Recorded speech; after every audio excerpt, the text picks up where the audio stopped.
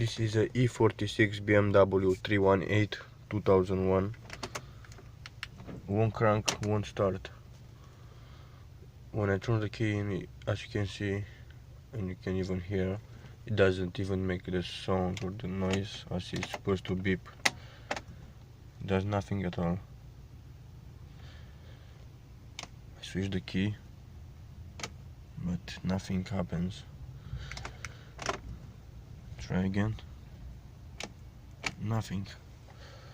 If anyone can help me, I'll be very grateful. Please leave a comment below, or however, just tell me what's wrong with that so I can fix it.